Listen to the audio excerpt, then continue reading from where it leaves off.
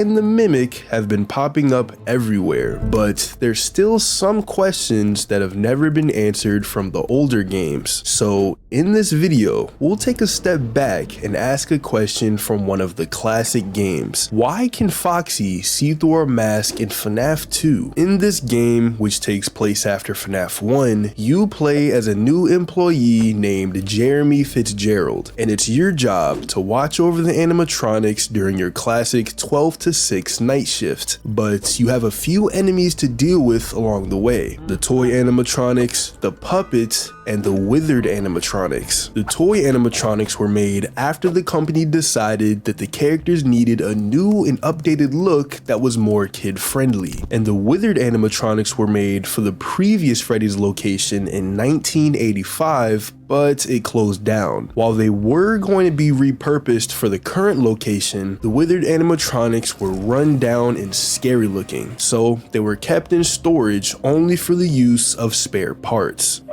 By now, I'm sure you've noticed the older models sitting in the back room. Those are from the previous location, and we just use them for parts now. And because the withered animatronics were so run down, there was no point in using them for the new restaurant. So it was decided that the toy animatronics would be the main stars. We also know that the toy animatronics had a special security system. They've spent a small fortune on these new animatronics. Facial recognition, advanced mobility. They even let them walk around during the day. Isn't that neat? But most importantly, they're all tied into some kind of criminal database so they can detect a predator a mile away.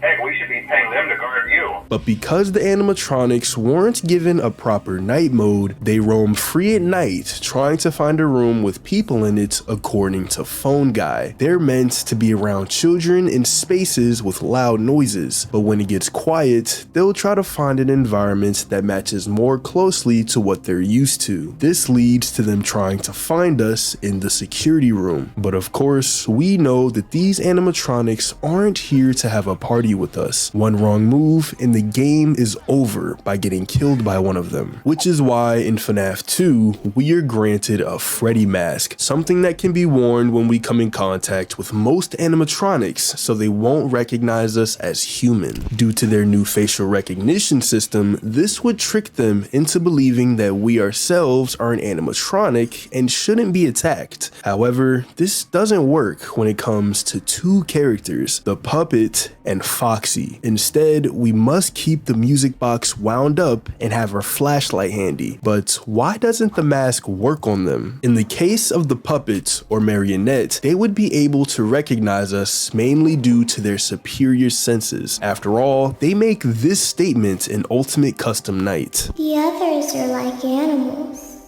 but I am very aware.